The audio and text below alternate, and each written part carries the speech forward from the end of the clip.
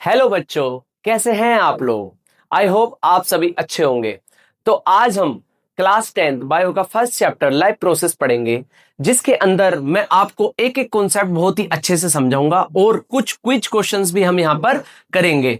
और मैं आपको गारंटी देता हूं कि अगर आप इस वीडियो को पूरा एंड तक देखते हैं तो आपका इस चैप्टर से एक भी क्वेश्चन नहीं बचेगा, आपके सारे टॉपिक क्लियर हो जाएंगे। तो आपको क्या करना है, वीडियो को बस पूरा देखना। तो चलिए स्टार्ट करते हैं जी।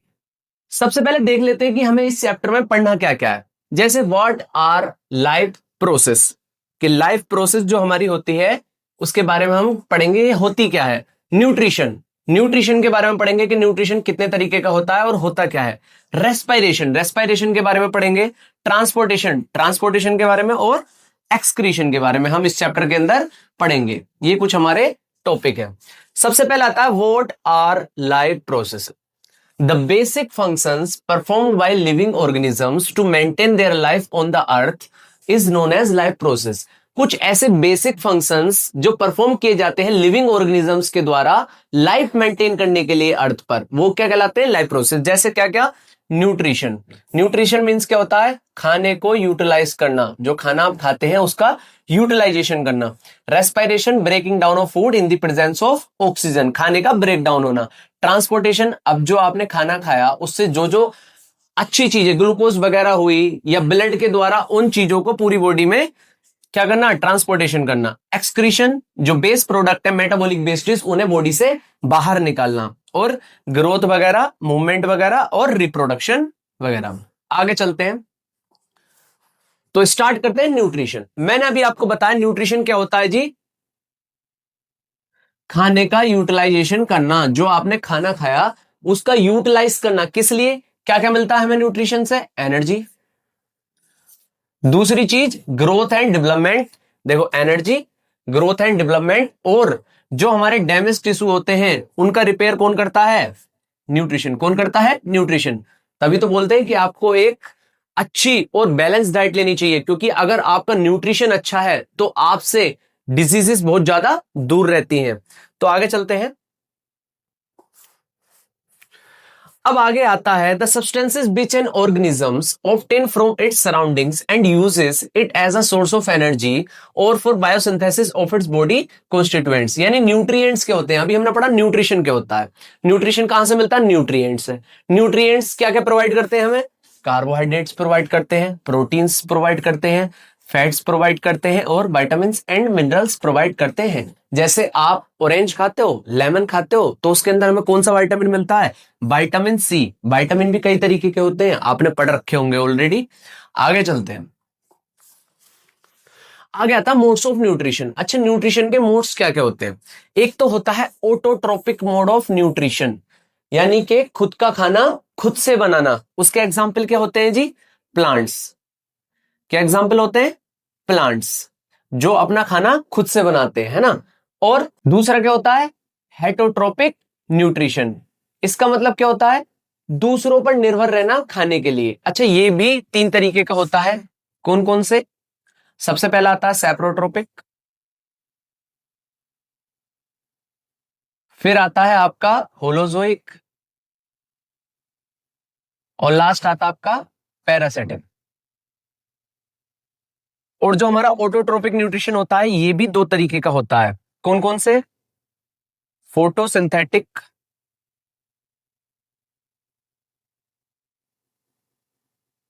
ऑटोट्रोपिक न्यूट्रिशन,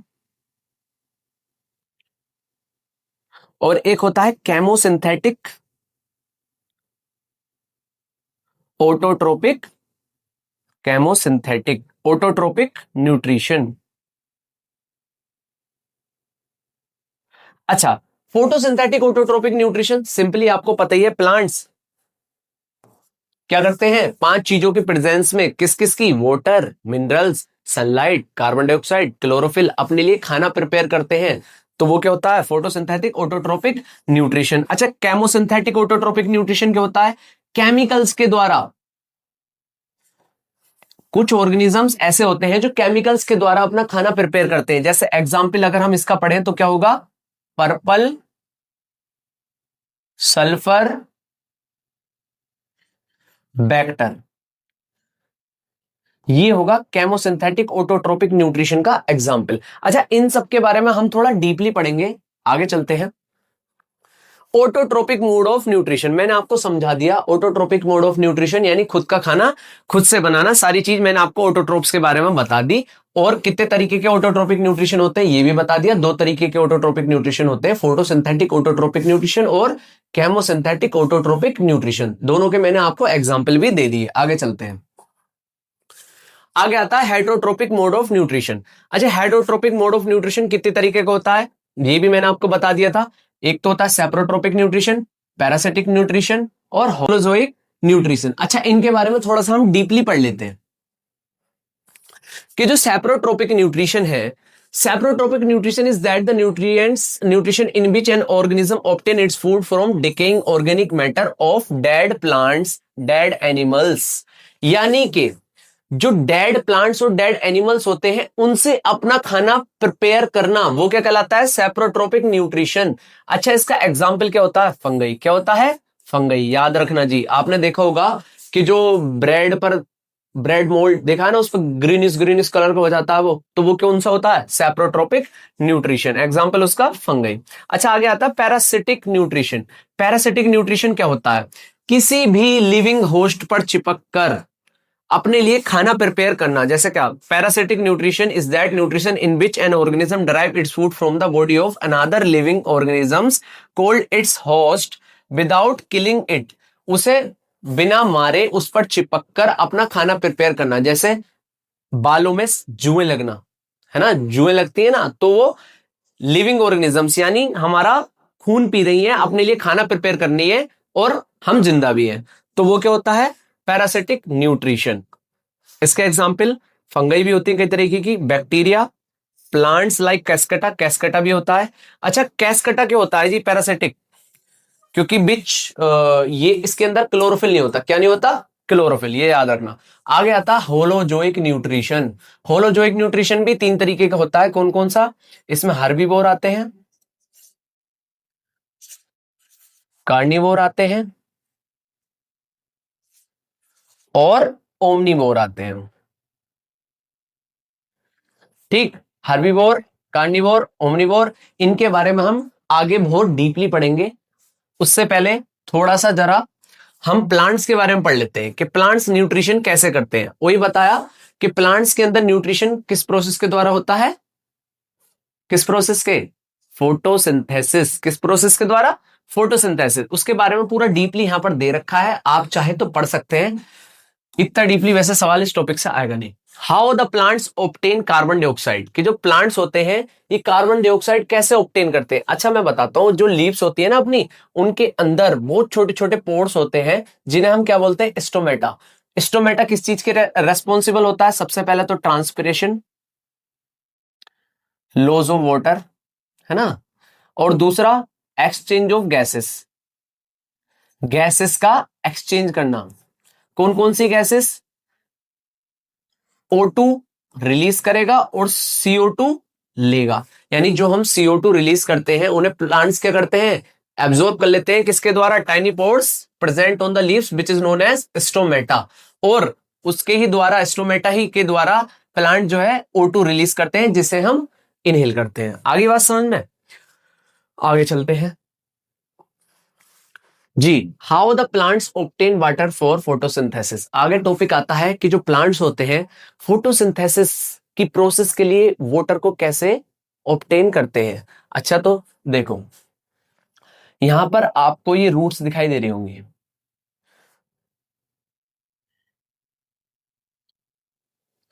जो ये रूट्स है ये नीचे से जो है पानी खींचेंगी। किस प्रोसेस के द्वारा? ओस्मोसिस प्रोसेस के द्वारा। ओस्मोसिस प्रोसेस के द्वारा नीचे से पानी खींचेंगी और कहां तक लेके जाएंगी? लीव्स तक, क्योंकि लीव्स जो है खाना बना रही है। किस किस टिश्यू के द्वारा लेके जाती है? जाइलम टिश्यू के द्वारा ऊपर को पानी लेकर जाती है नीचे से। आई होप आपको बात समझ में आ गई होगी कि कैसे हमारी जो प्लांट्स होते हैं वो पानी को खींचते हैं ओस्मोसिस प्रोसेस के द्वारा। आगे चलते हैं। अच्छा, न्यूट्रिशन इन एनिमल्स, हमने पढ़ा था एनिमल्स में होलोजोइक न्यूट्रिशन होता है जिसमें हार्बिवोर आते हैं, कार्निवोर आते हैं और ओमनिवोर आते हैं। ये दूसरों पर डिपेंड रहते हैं, हेटरोट्रोपिक न्यूट्रिशन है। हार्बिवोर क्या होते हैं? जो सिर्फ घास खाते हैं, आपको पता होगी प्लांट्स वगैरह को खाते हैं सिर्फ। Example goat, cow, buffalo, horse, camel, grasshopper etcetera. ठीक है, नहीं ये एग्जाम्पल याद कर लेना। कार्निवोर, कार्निवोर क्या होते हैं? जो सिर्फ फ्लैश यानी के मांस खाते हैं, जैसे example lion, tiger, frog, vulture, kingfisher, ये सब क्या होते हैं हमारे एग्जाम्पल ऑफ कार्निवोर। अच्छा, ओमनिवोर क्या होते हैं? जो एनिमल को भी और प्लांट्स को भी दोनों को खा लेते हैं, जैसे ह्यूमन बींग्स, है ना, और डॉग, क्रो, स्पैरो, बियर, ये सब क्या होते हैं? ओमनिवोर्स, जो प्लांट्स को भी खा लेते हैं और एनिमल्स को भी खा लेते हैं। ठीक है, आगे चलते हैं। Different steps in the process of nutrition in animals, कि हमें अलग अलग स्टेप्स के बारे में बताओ कि एनिमल्स में न्यूट्रिशन किस प्रकार होता है। देखो जी, 5 चीजें होती है। इंजेशन, सबसे पहले खाने को खाना, ठीक है, वो अंदर गया, वो प्रोसेस क्या हुई हमारा? इंजेशन। डाइजेशन मीन्स पचाना, खाने को पचाना, ठीक है। एब्जॉर्प्शन, जो जो काम की चीजें थी, ग्लूकोज वगैरह, वो एब्जॉर्ब करना, एब्जॉर्ब करना और उन्हें ब्लड स्ट्रीम में डाल देना। तीसरा आता है एसिमिलेशन, अब जो ये ग्लूकोज वगैरह एब्जॉर्ब किए गए हैं उनका पूरी बॉडी में ट्रांसपोर्टेशन करना, और ट्रांसपोर्टेशन करके यूज करना उसका, किस चीज के लिए? एनर्जी प्रोड्यूस करने के लिए, ग्रोथ के लिए, और रिपेयर ऑफ डैमेज टिश्यू। आगे बात समझ में? आगे आता है इजेशन, जो बेस प्रोडक्ट है उनका बॉडी से बाहर निकालना। ये 5 प्रोसेस होती हैं जी पूरी न्यूट्रिशन की, कि न्यूट्रिशन साइकिल जो है कैसे वर्क करती है। सबसे पहले इंजेशन, खाना, फिर डाइजेशन, पचाना, तीसरा एब्जॉर्प्शन, जो जो काम की चीजें हैं उनमें से ग्लूकोज वगैरह वो ब्लड के अंदर डालना, एसिमिलेशन, ट्रांसपोर्ट करना और उसका यूज करना, और इजेशन, बाहर निकालना। आई होप आपको समझ में आ गया होगा। न्यूट्रिशन इन अमीबा, अमीबा में भी वही 5 की 5 प्रोसेस जो है फॉलो होंगी। सबसे पहले इंजेशन, इंजेशन मीन्स खाना, डाइजेशन उसको पचाना, एब्जॉर्प्शन काम की चीजें ब्लड स्ट्रीम में डालना, एसिमिलेशन, एसिमिलेशन मीन्स ट्रांसपोर्ट करना और उसका यूज करना, है ना, और इजेशन, बाहर निकालना। ये जो चित्र है ये बहुत ज्यादा ही इंपॉर्टेंट है, तो प्लीज आप इस चित्र को अपने जहन में बैठा ले। आगे बात समझ में? अगर आप ये वीडियो को पूरा देखते हैं तो सच बता रहा हूं आपका बोर्ड में एक भी मार्क नहीं कटेगा। ठीक है, लाइफ प्रोसेस चैप्टर आपके जहन दिमाग में बैठ जाएगा। उर्दू ज्यादा ही सीख रहा हूं आजकल मैं। न्यूट्रिशन इन ह्यूमन बींग्स, इसके बारे में पढ़ेंगे। देखिए अंदर से कुछ हम इस प्रकार के होते हैं, तो किस किस चीज का घमंड करना है ना? डाउन टू अर्थ रहो, जीवन में सफल बनोगे अगर डाउन टू अर्थ रहोगे तो। सबसे पहले पढ़ते हैं सैलिवरी ग्लैंड्स के बारे में। The salivary glands in our mouth produce saliva, जो सैलिवरी ग्लैंड्स होती है हमारे माउथ में सलाइवा प्रोड्यूस करती है। अच्छा, saliva, the human saliva contains enzyme, जो हमारा सलाइवा है उसके अंदर कुछ एंजाइम्स होते हैं जिन्हें हम क्या बोलते हैं? Salivary amylase. और सैलिवरी एमिलेस का काम क्या होता है? स्टार्च, स्टार्च को डाइजेस्ट करना। आगे बात समझ में? स्टार्च को डाइजेस्ट करना, जी याद रखेंगे। आगे चलते हैं। Peristaltic movement of oesophagus. अच्छा, पेरिस्टाल्टिक मूवमेंट क्या होती है? पेरिस्टाल्टिक मूवमेंट होती है इनवॉलेंट्री, जिसका मतलब हमारा उस पर किसी भी तरीके का कंट्रोल नहीं होता। अगर एक बार खाना आ गया ईसोफेगस में, तो जब तक के स्टोमक तक नहीं पहुंचेगा हम उसे कंट्रोल नहीं कर सकते, नहीं रोक सकते। ये होती है पेरिस्टाल्टिक मूवमेंट ऑफ ईसोफेगस। जी आगे चलते हैं। आगे आता है स्टोमक। देखो हमारा जो खाना होता है वो स्टोमक के अंदर 3 घंटे तक रहता है, और उन 3 घंटे में जो हमारे स्टोमक के अंदर चीजें मौजूद हैं, जैसे क्या क्या, HCl मौजूद है, पेप्सिन मौजूद है, और तीसरी चीज म्यूकस मौजूद है। इनका काम क्या होता है जी? ये 3 चीजें स्टोमक के अंदर है। HCl का काम होता है बैक्टीरिया को किल करना, किल्स बैक्टीरिया, है ना। अच्छा, दूसरा पेप्सिन का काम होता है प्रोटीन को डाइजेस्ट करना। जो प्रोटीन वाले फूड आप खाते हो उसे डाइजेस्ट करना। जी, आगे आता है म्यूकस। ये सर म्यूकस की एक लाइनिंग होती है जो प्रोटेक्ट करती है कि HCl आपके स्टोमक से टच ना हो, क्योंकि अगर HCl आपके स्टोमक से टच हो गया तो आपको पता है एसिड है, बहुत ज्यादा हार्मफुल होगा। अब जब HCl में और म्यूकस में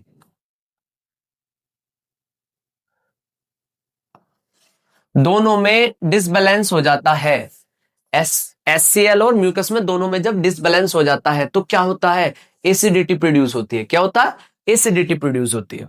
जी, आगे चलते हैं स्मॉल इंटेस्टाइन के बारे में। अच्छा, स्मॉल इंटेस्टाइन कितनी लंबी होती है जी, 5 से 7 मीटर लॉन्ग। जो आपकी छोटी आंतें होती हैं वो 5 से 7 मीटर लॉन्ग होती हैं, इस तरीके से होती हैं आपके पेट में, है ना ये। अच्छा, एक बात बताओ, जैसा आपने सुना होगा यहाँ पर आंत वगैरह में गोली लग जाती है ना, तो उसमें डॉक्टर इलाज कैसे करते हैं आंत का, मैं बताता हूं। देखो जी, ये 5 से 7 मीटर लॉन्ग है, जैसे 5 से 7 मीटर लॉन्ग। तो क्या करेंगे, वो पहले इसे यहां से लेकर जहां जितने एरिया में गोली की वजह से आंत खराब हो गई उतने एरिया को काट देंगे, है ना, और इधर वाले को जो सही है और इधर वाले को जो सही है उन दोनों में टांका लगा देंगे, है ना, इतने एरिया को बाहर निकाल लेंगे। इससे क्या होता है, आप पहले जैसे ठीक हो जाते हो, है ना, ये होता है तरीका।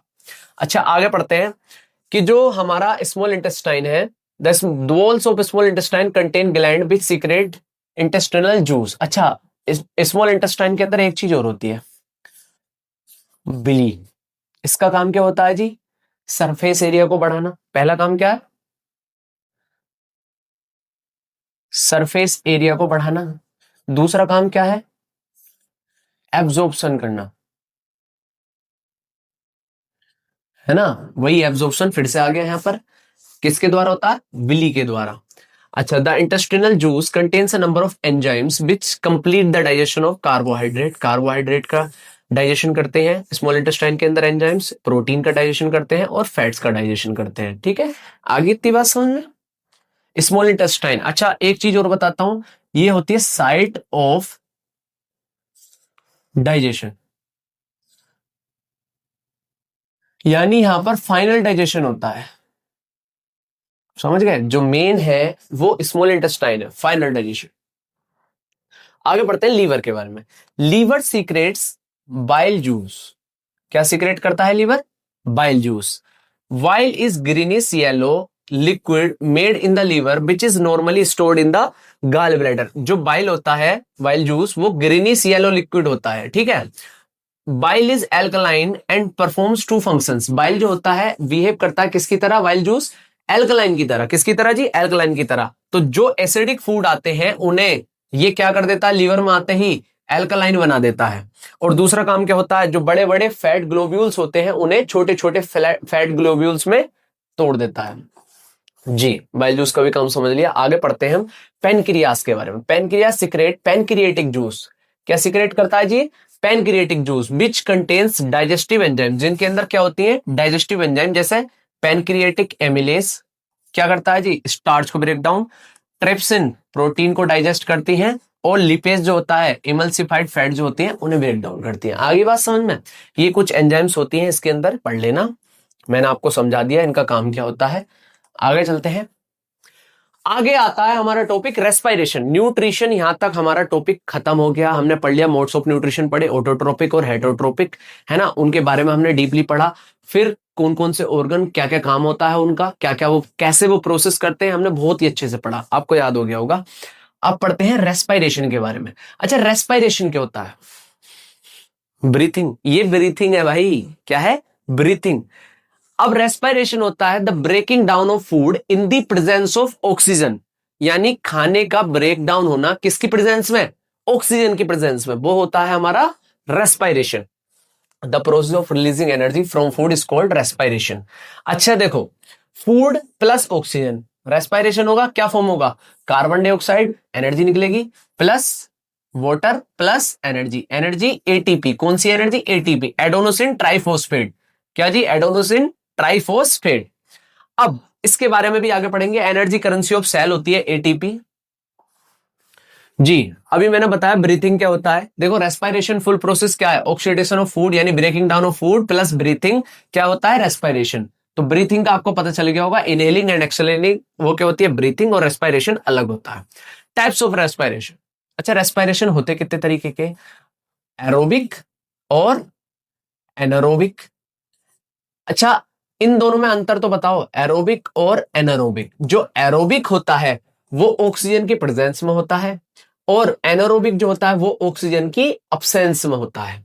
इनके बारे में थोड़ा अच्छे से डीपली हम पढ़ लेते हैं। जैसे क्या, एरोबिक रेस्पिरेशन जो होता है उसमें ग्लूकोज साइटोप्लाज्म के अंदर जाएगा और पायरुवेट को ऑक्सीजन की प्रेजेंस में ब्रेक डाउन करेगा। किस किस में, carbon dioxide plus water plus 38 adenosine triphosphate. ये वैल्यू याद रखना, क्वेश्चन आ जाता है डायरेक्ट यहां से कभी कभी, है ना, कि कितनी एटीपी प्रोड्यूस होती है, एमसीक्यू में जाएगा। इसका एग्जांपल क्या होता है जी, प्रेजेंस ऑफ ऑक्सीजन में माइटोकॉन्ड्रिया। क्या एग्जांपल होता है, माइटोकॉन्ड्रिया जी।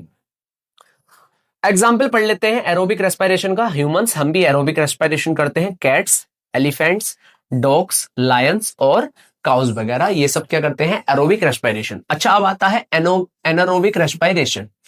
इसमें सबसे पहले आता है अल्कोहलिक फर्मेंटेशन, यानी ग्लूकोज सबसे पहले क्या गया, साइटोप्लाज्म के अंदर गया और पायरुवेट को उसने ब्रेक डाउन कर दिया। किस में, इथेनॉल यानी alcohol plus CO2 plus 2 ATP, ठीक है नहीं। अच्छा, अब लैक्टिक एसिड फर्मेंटेशन, इसके बारे में पढ़ते हैं। ग्लूकोज साइटोप्लाज्म के अंदर गया, पायरुवेट को ब्रेक डाउन किया, किस में जी, 2 लैक्टिक एसिड प्लस 2 ATP, ये भी ध्यान रखना, 2 2। अच्छा, इसका एग्जाम्पल क्या होता है, ईस्ट, और इसका एग्जाम्पल क्या होता है, मसल टिश्यू। लैक्टिक एसिड के बारे में आपको बताता हूं। जब आप बहुत दिन के बाद, है ना, खेलते हैं या रनिंग वगैरह करते हैं तो आपकी बॉडी में ना कहीं कहीं बहुत ज्यादा पेन होने लगता है। या किसी प्लेयर को आपने सुना होगा क्रैम्प्स हो गए, क्रैम्प्स होने की वजह से वो फील्ड को छोड़कर जा रहा है। वो क्रैम्प्स क्या है जी, क्रैम्प ये है कि जब हमें ऑक्सीजन पर्याप्त मात्रा में नहीं पहुंच पाता हमारी मसल्स तक, तो वहां पर क्या होता है, लैक्टिक एसिड फॉर्म होता है प्लस 2 ATP एनर्जी, है ना। तो उससे क्या होता है, क्रैम्प्स आ जाते हैं, है ना। आगे बात समझ में, क्रैम्प्स कैसे आते हैं इसके बारे में थोड़ा अच्छे से पढ़ते हैं। देखो जी, ग्लूकोज साइटोप्लाज्म के अंदर गया, पायरुवेट को ब्रेक डाउन किया एब्सेंस ऑफ ऑक्सीजन में। नहीं, सबसे पहले हमने पढ़ा, चलो, presence of oxygen. Presence of oxygen aerobic हमने पढ़ा था, माइटोकॉन्ड्रिया, उसका एग्जांपल क्या क्या फॉर्म करता था, carbon dioxide, water plus energy. 38 ATP करा था इसने, याद है नहीं, ऊपर पढ़ाया था मैंने जी।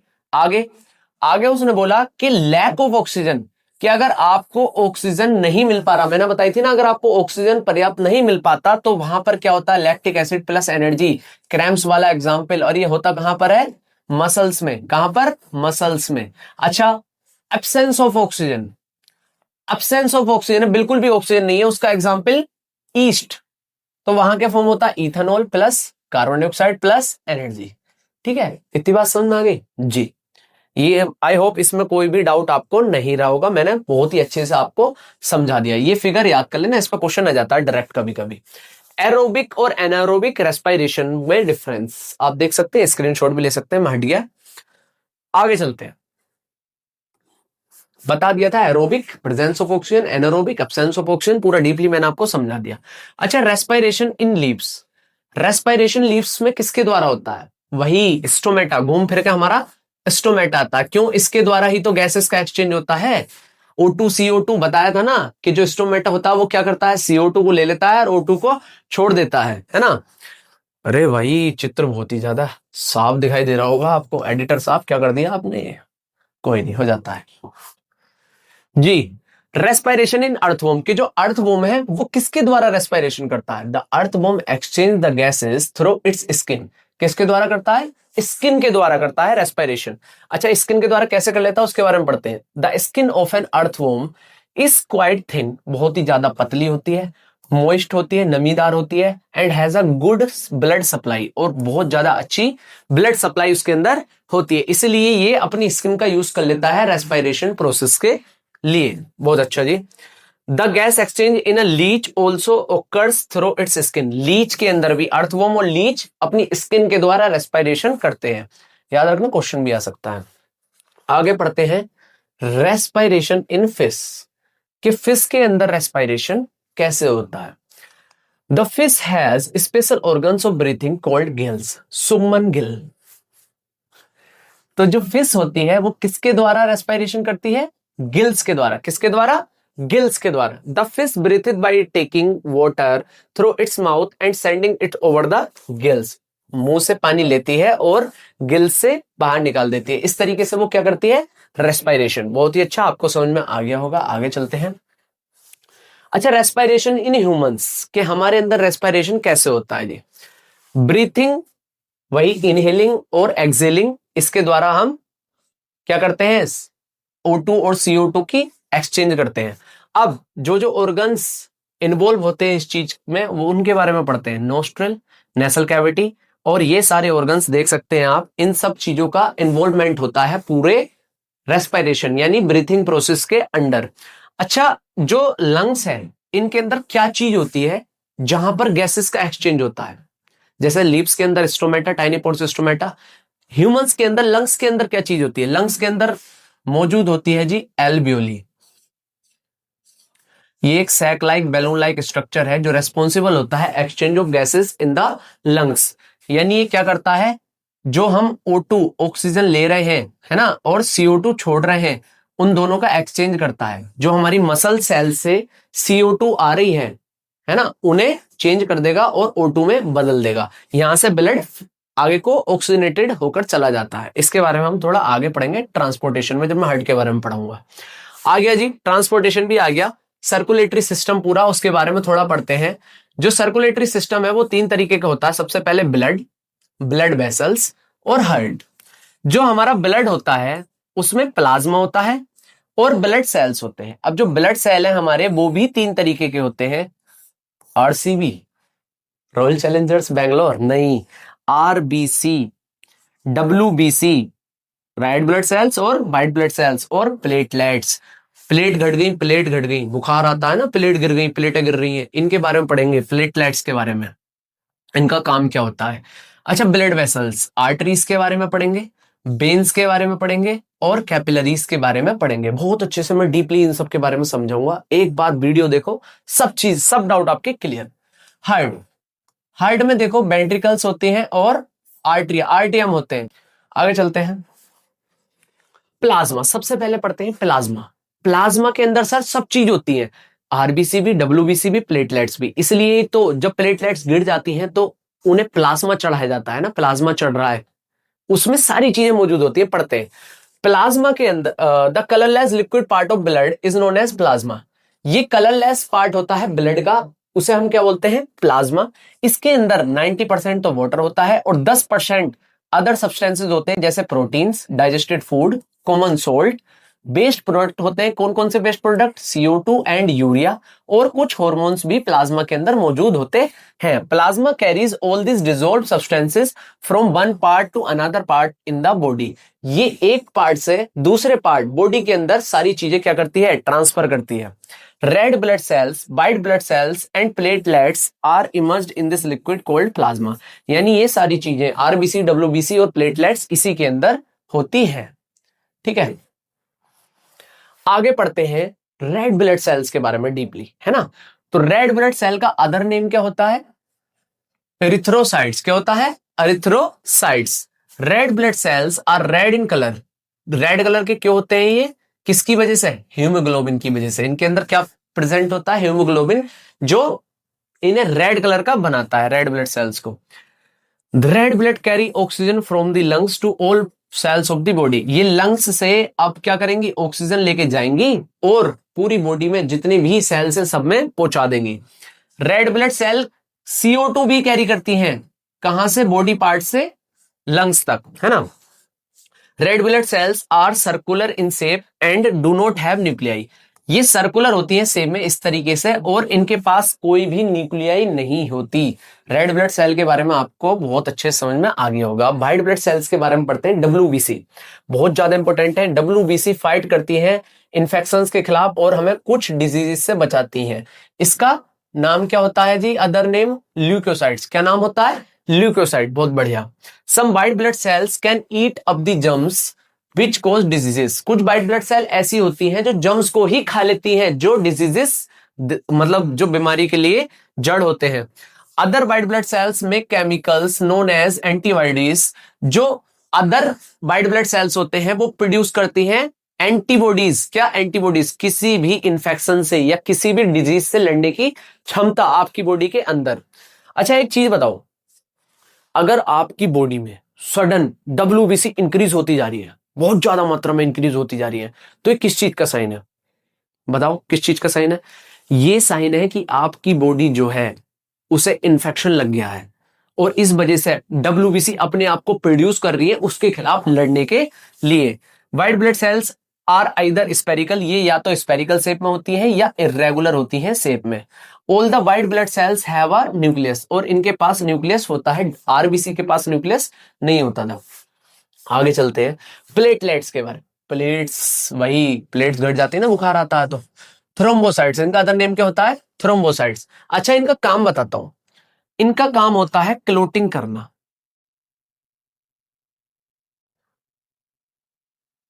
अगर आपकी प्लेटलेट्स कम हो गई और आपको कोई भी कट लग गया या चोट लग गई, तो आपका जो खून होगा सर पानी की तरह बहेगा, इतना पतला हो जाएगा। और आपकी प्लेटलेट्स नॉर्मल है, अच्छी है, तो आपको कोई कट लगता है तो कट के दौरान खून, जो हमारा खून होता है उसकी जो क्लोटिंग करने में मदद करती है वो कौन करती है? प्लेटलेट्स। ये होता है सर इनका काम। ठीक है, आगे चलते हैं। फंक्शंस ऑफ ब्लड, ब्लड का फंक्शन हमने पढ़ रखे हैं, फिर भी एक बार नजर मान लेते हैं। Blood carries oxygen from the lungs to different part of the body, ये ऑक्सीजन लेके जाती है लंग से, फिर CO2 लेकर आती है। Blood carries digested food from the small intestine, ये डाइजेस्टेड फूड लेके जाती है स्मॉल इंटेस्टाइन से सारी बॉडी में। ये हार्मोन भी लेकर जाती है, ये बेस्ट प्रोडक्ट भी लेकर जाती है। आगे बात समझ में? ये डिजीज से भी हमें बचाती है।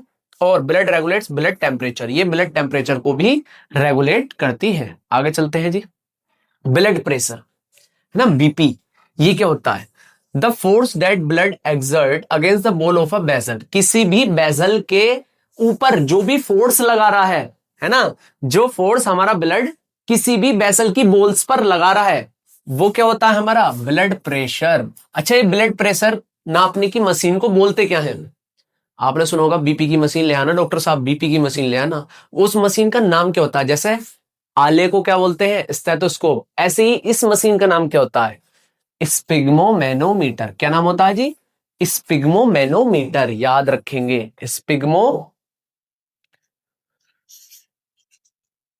स्पिग्मोमेनोमीटर। ठीक है जी, आगे बात समझ में? ये नाम याद रखना, MCQ में पूछ सकता है। आगे चलते हैं, लिम्फेटिक सिस्टम के बारे में पढ़ते हैं कि लिम्फेटिक सिस्टम होता क्या है। There is another type of fluid also involve in transportation, एक और तरीके का भी फ्लूइड होता है जो ट्रांसपोर्टेशन में इन्वॉल्व होता है, इसके बारे में पढ़ लेते हैं। दिस इज कॉल्ड लिम्फ, ये लिम्फ कहलाता है। और tissue fluid through the pores present in the walls of capillaries, some amount of plasma, proteins and blood cells escape into intercellular spaces in the tissues to form the tissue fluid or lymph। अच्छा, और इसका work क्या होता है? lymph carries digested and absorbed fat from intestine and drains excess fluid from extracellular space back into the blood। Ji, lymph का काम आपको समझ में आ गया होगा। आगे चलते हैं, आगे आते हैं types of blood vessels, arteries, veins. बहुत अच्छे से समझाता हूं दोनों को, आर्टरीज और वेन्स को। जो देखो आर्टरीज होती हैं ये ऑक्सीजनेटेड ब्लड कैरी करती है, ठीक है। दूसरा, ये खून को अवे लेकर जाती है दिल से, अवे फ्रॉम हार्ट।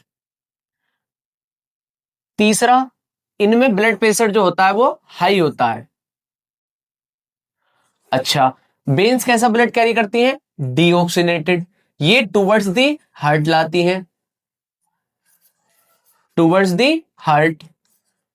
और इनमें प्रेशर कैसा होता है? लो। कैसा प्रेशर होता है? लो। तो तीन तीन पॉइंट आप याद रख सकते हैं। आर्टरीज ऑक्सीनेटेड ब्लड कैरी करती हैं, खून को दूर लेकर जाती हैं दिल से, और प्रेशर कैसा होता है? हाई। और वेन्स डीऑक्सीनेटेड ब्लड कैरी करती हैं, टुवर्ड्स दी हार्ट लेके आती हैं खून को, और प्रेशर कैसा होता है? लो। आगे चलते हैं, कैपिलरीज। आर्टरीज पढ़ ली, वेन्स पढ़ ली, कैपिलरीज भी तो पढ़ोगे। आर्टरीज कंटिन्यूअसली बेसिस पर डिवाइड होती रहती हैं थिन वॉल्ड वेसल्स में, जिनका नाम क्या होता है? कैपिलरीज। जिनका नाम क्या होता है? Capillaries. Exchange of materials between the blood and cells takes place across the wall. और यहां पर क्या होता है? Exchange of materials between blood and cells. और बाद में ये ज्वाइन हो जाती हैं और वेन्स को फॉर्म करती हैं आगे। हार्ट, अच्छा ह्यूमन हार्ट स्ट्रक्चर ऐसा होता है जी हमारा हार्ट, ठीक है। और आप कैसा बनाते हो, ऐसा, ऐसा। ड्राइंग पे मत जाओ, भावनाओं पे जाओ, समझे नहीं, ठीक है। अब इसके बारे में पढ़ेंगे कि हार्ट के अंदर कितने चैम्बर होते हैं, कैसे कैसे, इसके बारे में थोड़ा आपको डीपली समझाता हूं बहुत ही अच्छे से। देखो चलो आपका वाला ही दिल ले लेते हैं, ठीक। अब इसके अंदर 4 चैम्बर है। इस चैम्बर को क्या बोलेंगे, लेफ्ट आर्टियम। इस वाले को क्या बोलेंगे, लेफ्ट वेंट्रिकल। इस वाले को क्या बोलेंगे, राइट आर्टियम। इस वाले को क्या बोलेंगे, राइट वेंट्रिकल, ठीक है। अब आगे बढ़ते हैं। 4 चैम्बर है, ये हमारी लंग्स है। अब लंग्स के अंदर जो खून हुआ वो कैसा हो गया, फिल्टर, यानी ऑक्सीजनेटेड ब्लड हो गया, साफ सुथरा खून बिल्कुल। ऑक्सीजनेटेड ब्लड लेफ्ट आर्टियम में आया, किसके द्वारा, ये एक्सेप्शन होता है जी पल्मनरी वेन के द्वारा। अब आप कहोगे जो वेन होती है वो तो डीऑक्सीजनेटेड ब्लड कैरी करती है, बट यहां पर ये ऑक्सीजनेटेड ब्लड लेके जा रही है, ऐसा कैसे जी, ये एक एक्सेप्शन है। खाली एक वेन ऐसी होती है जो ऑक्सीजनेटेड ब्लड कैरी करती है, वो कौन सी होती है, पल्मनरी वेन। अब लंग्स में से ऑक्सीजनेटेड ब्लड लेफ्ट आर्टियम में गया पल्मनरी वेन के द्वारा, लेफ्ट आर्टियम से लेफ्ट वेंट्रिकल में गया, लेफ्ट वेंट्रिकल से होता हुआ कहां पर गया, बॉडी ऑर्गन्स में। अच्छा, लेफ्ट वेंट्रिकल से बॉडी ऑर्गन्स तक कौन लेके गया, ये लेके गई हमारी मेन आर्टरी। मेन आर्टरी कौन सी होती है जी, आयोटा। कौन सी, आयोटा। ऑक्सीजनेटेड ब्लड है ना।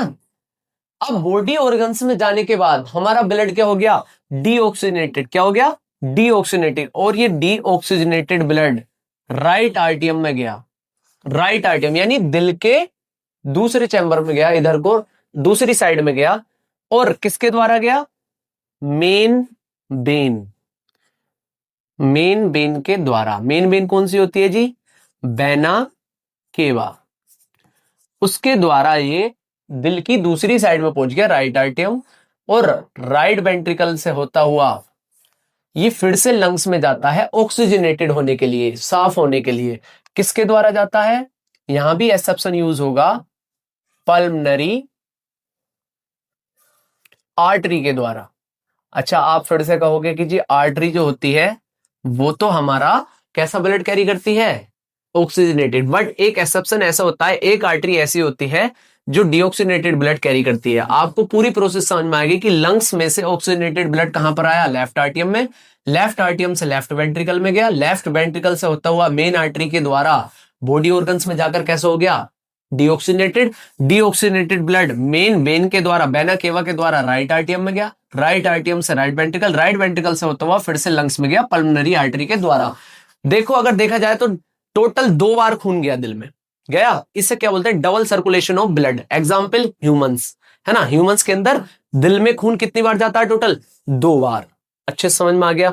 अच्छा, हार्ट में 4 चैम्बर होते हैं, 1 2 3 4। क्यों होते हैं, इंटरमिक्सिंग ऑफ, इधर साइड क्या है ऑक्सीजनेटेड ब्लड, इधर साइड क्या है डीऑक्सीजनेटेड ब्लड, इनकी दोनों की इंटरमिक्सिंग को रोकता है। आगे बात समझ में, जो हमारे चैम्बर्स हैं फॉर इंटरमिक्सिंग को रोकते हैं, और जो हमारा ब्लड है उसका फ्लो जो होता है अच्छे से मेंटेन करके रखते हैं। आगे बात समझ में, इसलिए 4 चैम्बर्स की जरूरत होती है, क्वेश्चन पूछ लेता है कभी कभी।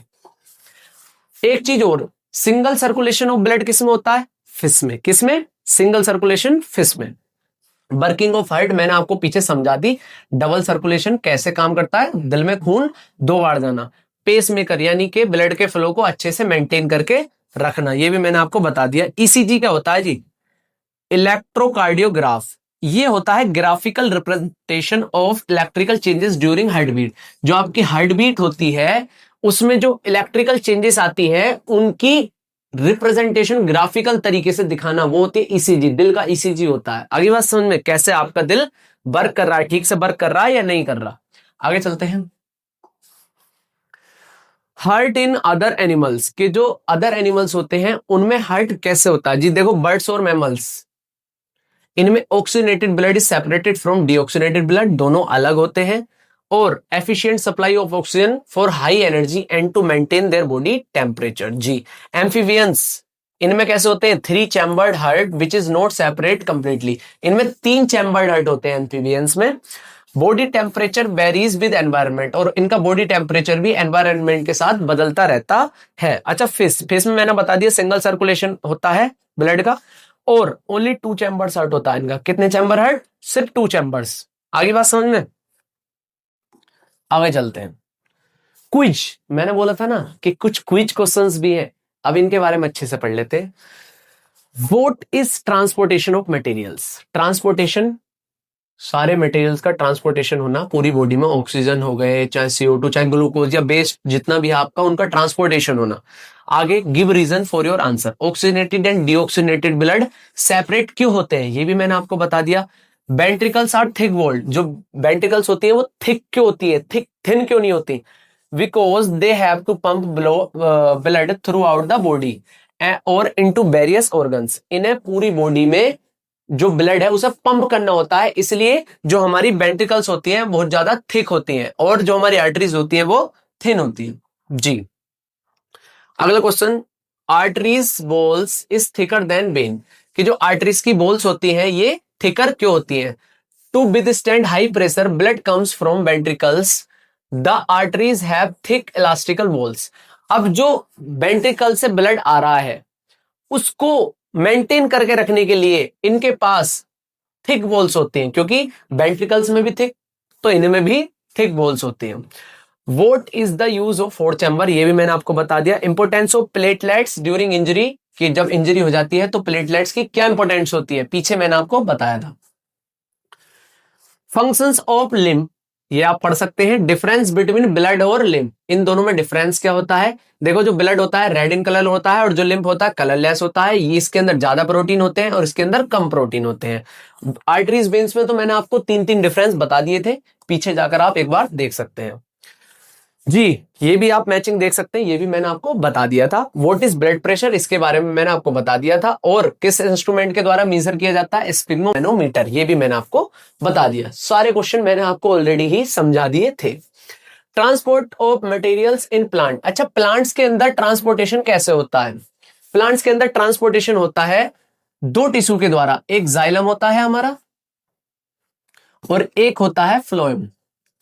अच्छा इनके बारे में पढ़ेंगे थोड़ा अच्छे से कि जाइलम और फ्लोएम क्या होते हैं जी। जो हमारा जाइलम होता है वो रेस्पॉन्सिबल होता है वाटर एंड मिनरल्स का ट्रांसपोर्टेशन करना, कहां से, रूट से लीफ तक, क्योंकि लीव्स जो है हमारा खाना प्रिपेयर कर रही हैं, और जाइलम क्या करता है उसमें, रूट से सारा खाना लीव्स तक पहुंचा देता है। आगे मेरी बात समझ में। और फ्लोएम, फ्लोएम का काम क्या होता है, अब जो खाना बना प्रिपेयर किया लीव्स ने, उन्हें पूरी बॉडी में क्या करना, ट्रांसलोकेट करना। क्या करना जी, ट्रांसलोकेट, पूरी बॉडी जो प्लांट की पूरी एक पार्ट है उसे पहुंचाना, ये किसका काम होता है, फ्लोएम का। ये एक चीज और याद रखना, इसमें ट्रांसपोर्ट पैसिव होता है और इसमें ट्रांसपोर्ट एक्टिव होता है जी। आगे चलते हैं। Transport of water and dissolve in minerals, अच्छा जो एक बात बताओ, जो बेस प्रोडक्ट है वो कैसे निकलते हैं किसी भी प्लांट्स के, जो को लीव्स के अंदर जो बेस प्रोडक्ट है वो बाहर को आ जाते हैं पानी की फॉर्म में, और ट्रांसपिरेशन प्रोसेस के द्वारा वो बाहर निकल जाते हैं। आगे बात समझ में जी। आगे चलते हैं। Transport of food and other substances, कि फूड का ट्रांसफर कैसे होता है और अदर सब्सटेंसेस का ट्रांसफर कैसे होता है। देखो पहली बात तो जो लीव्स हैं वो खाना प्रिपेयर करती हैं फोटोसिंथेसिस प्रोसेस के द्वारा, और जो ट्रांसलोकेशन होती है वो किसके द्वारा होती है, मैंने अभी आपको बताया था, फ्लोएम टिश्यू के द्वारा। किसके, फ्लोएम टिश्यू के द्वारा, ठीक है। यानी फूड प्रोड्यूस हुआ और ट्रांसपोर्ट हो गया वेरियस पार्ट्स में, उस प्रोसेस को हम ट्रांसलोकेशन बोलते हैं। ये होता किसके द्वारा है, जाइलम टिश्यू के, फ्लोएम टिश्यू के द्वारा जी। आगे चलते हैं। क्विज, फिर से क्विज आएगी। ट्रांसलोकेशन क्या होती है, मैंने अभी बताया ट्रांसलोकेशन ऐसी प्रोसेस है जो लीव्स खाना बनाती है, वो each and every part of the plant तक पहुंचाने की प्रोसेस को हम ट्रांसलोकेशन बोलते हैं। ट्रांसपोरेशन अभी बताया था, the process of loss of water from plant body in the form of water vapour specially through stomata, stomata के द्वारा होता है ये। जाइलम फ्लोएम दोनों में मैंने आपको डिफरेंस बताई दिया। अच्छा, लास्ट टॉपिक आता है, हमने पढ़ लिया न्यूट्रिशन, रेस्पिरेशन, ट्रांसपोर्टेशन। अब लास्ट टॉपिक क्या आता है, एक्सक्रीशन। क्या आता है जी, एक्सक्रीशन। इसके बारे में पढ़ेंगे डीपली। एक्सक्रीशन, जो हमारी बॉडी में एक्सक्रीशन हो रहा है उनमें जो ऑर्गन्स इन्वॉल्व होते हैं वो कौन कौन से होते हैं, दोनों किडनी, यहां पर किडनी होती है हमारी, और पेयर ऑफ यूरेटर्स, ये यूरेटर्स हो गए आपके, यूरिनरी ब्लेडर, यूरिनरी ब्लेडर हो गया, और अरेथ्रा, ये सारे ऑर्गन्स इन्वॉल्व होते हैं। अच्छा, वेस्टेज का बाहर निकलना ये एक्सक्रीजन हो गया। मेटाबॉलिक वेस्टेज होते कौन कौन से metabolic wastage, urea, uric acid, CO2 and water, ये मेटाबॉलिक वेस्टेज होते हैं। इनका बाहर निकलना बॉडी से वो क्या कहलाता है, एक्सक्रीशन जी। अब किडनी के अंदर फिल्ट्रेशन ऑफ ब्लड हो रहा है, जो जो वेस्ट प्रोडक्ट हैं वो निकल रहे हैं और जो काम की चीजें हैं वो अंदर रह रही हैं। ये होता किसके द्वारा है जी, फंक्शनल यूनिट ऑफ किडनी क्या कहलाती है, नेफ्रॉन। क्या कहलाती है जी, नेफ्रॉन्स। ये मिलियंस की तादाद में होते हैं जी किडनी के अंदर, मिलियंस की तादाद में, और ये फिल्ट्रेशन करने में ब्लड बहुत ज्यादा इंपॉर्टेंट रोल अदा करते हैं। अगर आपकी किडनी जो है फेल हो गई है ना, तो उसमें सिंपल सा मतलब क्या है उसका, कि आपकी बॉडी में नेफ्रॉन्स ने, आपकी किडनी में नेफ्रॉन्स ने वर्क करना बंद कर दिया है। अच्छा, रीएब्जॉर्प्शन। अच्छा, काम की चीज सुनो, आपकी बॉडी में नेफ्रॉन ने क्या करा, उसके अंदर ब्लड आया, सबसे पहले उसने ब्लड को उठा लिया और जितने भी उसके अंदर मटेरियल्स थे सभी निकाल लिए एक दौरे से। जो जो वेस्ट मटेरियल थे, जो मेटाबॉलिक वेस्टेज थे, वो कहां भेज दिए, बाहर निकलने के लिए। और जो जो काम की चीजें थी, ग्लूकोज वगैरह है ना, वो सब कहां रख ली उसने, वापस से ब्लड में डाल दी, और फिर आगे को ब्लड पूरी बॉडी में चला जाता है। आगे बात समझ में, ये होता है reabsorption. Reabsorption is the process by which filtrate moves to the tubules where water, glucose, amino acids are absorbed by the surroundings capillaries. यानी कि जो सराउंडिंग कैपिलरीज होती हैं वो वहां पर काम की चीजों को, कौन कौन सी, ग्लूकोज, पानी और एमिनो एसिड को एब्जॉर्ब कर लेती हैं, और जो वेस्ट होता है हमारा मेटाबॉलिक वेस्टेज, वो कहां चला जाता है, बाहर चला जाता है। यूरिन कैसे फॉर्म होता है इसे आप देख सकते हैं, पूरी प्रोसेस है कि यूरिन किस प्रकार फॉर्म होता है, क्वेश्चन आ जाता है। तो इस प्रोसेस को थोड़ा अच्छे से देख ले, किस प्रकार हमारा यूरिन फॉर्मेशन होता है। आगे चलते हैं, किडनी फंक्शंस एंड फेलियर। देखो ये प्रोसेस देखो, osmo regulation is the control of water content and mineral salts of the body. यानी जो आपका जो भी वाटर का कंटेंट है और मिनरल सोल्ट्स है, इनका जो कंट्रोल बनाए रखती है वो कौन रखती है, ओस्मो रेगुलेशन। ये एक ऐसी ओस्मो रेगुलेशन इनका कंट्रोल बनाए रखता है ना। अब kidney is responsible for osmo regulation in our body. अगर किडनी ही नहीं होगी तो ओस्मो रेगुलेशन ठीक से वर्क नहीं करेगा, और ये ठीक से वर्क नहीं करेगा तो जो वाटर और मिनरल सोर्स का जो कंट्रोल है वो टूट जाएगा, जिससे कि किडनी फेलियर देखने को मिलेगा। और किडनी फेलियर किस प्रकार हो सकता है, या तो इन्फेक्शन की वजह से, या इंजरी की वजह से, या कोई भी ब्लड रेस्ट्रिक्टेड फ्लो की वजह से। आगे बात समझ में। और ये ठीक कैसे किया जा सकता है जी, अगर हमारी किडनी फेल हो गई तो सबसे पहले तो ट्रांसप्लांट कर सकते हैं, दूसरी किडनी डाल सकते हैं, या फिर डायलिसिस प्रोसेस के द्वारा। अब डायलिसिस प्रोसेस क्या है जी, अब डायलिसिस प्रोसेस के बारे में हम थोड़ा डीपली पढ़ सकते हैं कि जो डायलिसिस प्रोसेस है पूरी कैसे वर्क करती है, इसका मैं आपको बताता हूं। देखो, डायलिसिस मशीन होती है, उस मशीन में ब्लड को निकाला जाएगा, निकाला ब्लड को, अब जो जो काम की चीजें हैं वो ब्लड में ही छोड़ दी, और जो मेटाबॉलिक वेस्टेज हैं वो मशीन के द्वारा बाहर निकाल लिए, और जो ब्लड था हमारा वो वापसी बॉडी के अंदर डाल दिया गया। ये पूरी प्रोसेस होती है हमारी डायलिसिस की, किसकी, डायलिसिस की। आगे होगी बात समझ में, डायलिसिस प्रोसेस। Quiz time. देखो फिर से कुछ क्वेश्चंस आ गए हैं। Which is the structural and functional unit of human kidney. अभी बताया था नेफ्रॉन। एक्सक्रीशन क्या होता है, कौन से वेस्टेज होते हैं, ये भी मैंने बताया था कि यूरिया वगैरह कौन सी प्रोसेस के द्वारा ठीक किया जा सकता है, डायलिसिस। और ओस्मो रेगुलेशन भी मैंने आपको बताया, मेंटेनेंस, कंट्रोल बनाए रखना वाटर सोर्स के ऊपर। और ये क्या है, what causes the liquid part of blood to filter out from the glomerulus into the renal tube, ये भी आप पढ़ सकते हैं, ठीक है नहीं। आगे चलते हैं। एक्सक्रीशन इन प्लांट्स, अभी बताया था एक्सक्रीशन इन प्लांट्स कैसे होता है, स्टोमेटा के द्वारा, ट्रांसपिरेशन प्रोसेस, याद आई जो बताया था मैंने जी, वही चीज है। आगे चलते हैं। क्वेश्चन आता है what are the methods used by plants to get rid of excretory product, वही चीज कि एक्सक्रीटरी प्रोडक्ट्स को बाहर निकालने के लिए कौन सा मेथड प्लांट्स के द्वारा यूज किया जाता है, ट्रांसपिरेशन, वही चीज है घूम फिर कर, ठीक है। तो मैंने आपको इस चैप्टर को बिल्कुल फुल एफर्ट्स के साथ पढ़ाया है, अच्छे से समझाने को बिल्कुल कोशिश की है। अगर आपने वीडियो यहां तक, अगर आप ये वीडियो देखते हुए आए हैं तो आई होप आपके सारे डाउट क्लियर हो गए होंगे। क्विज भी लगाई है अपन ने, इसी तरीके क्वेश्चन आते हैं, कोई क्वेश्चन बाहर से नहीं आता, थोड़ी सी बस क्वेश्चन की लैंग्वेज को समझो। पीवाईक्यूज भी मैं आपको हर चैप्टर के अवेलेबल कराऊंगा थोड़े समय के बाद।